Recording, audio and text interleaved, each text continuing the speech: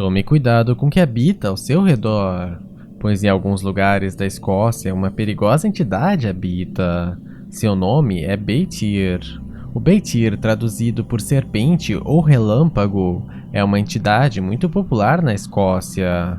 Lá, ela é conhecida e descrita como a maior e mais mortal das serpentes. Às vezes também é chamada de dragão, embora ela não tenha várias das características principais desses, como asas e a capacidade de cuspir fogo. Se diz que essa entidade habita principalmente em cavernas montanhosas e vales do norte da Escócia, na região conhecida como Highlands, ou Terras Altas. Ali os escoceses dizem que ela possui uma ferroada muito venenosa. Se uma pessoa for picada por ela, se diz que há alguns procedimentos que a pessoa deve fazer para ter alguma esperança de sobreviver. Se diz que a pessoa deve se dirigir ao corpo de água mais próximo, seja um rio ou lago. Então, se a pessoa chegar nesse local antes da Beitir, que a atingiu, estará curada. Mas se a criatura chegar primeiro, não há o que possa ser feito.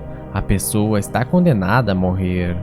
Há também uma outra opção de procedimento que pode ser feito, mas talvez não seja tão eficiente quanto o primeiro.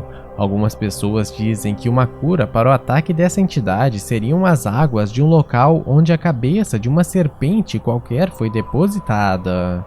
Isso porque as lendas por trás dessa criatura estão muito conectadas às serpentes comuns que se diz encontrar nesses locais. Dizem algumas histórias da Escócia que se uma serpente comum for morta, sua cabeça deve ser cortada e separada de seu corpo.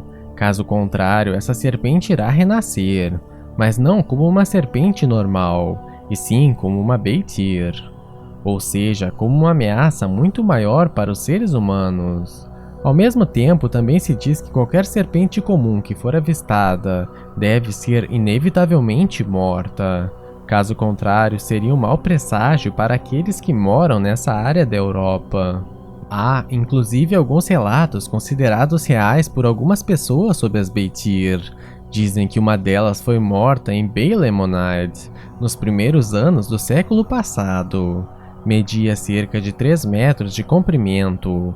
Há ainda outros relatos, todos datando do início do século XX.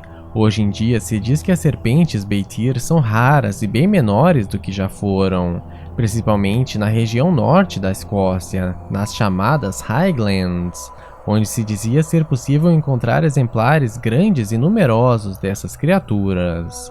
Então tome cuidado com as Beitir. Fique atento ao que vive ao seu redor e preste atenção ao que deve ser feito caso você seja atacado por uma delas. Afinal de contas, somente um momento de desatenção pode levar à sua morte por envenenamento. Boa sorte!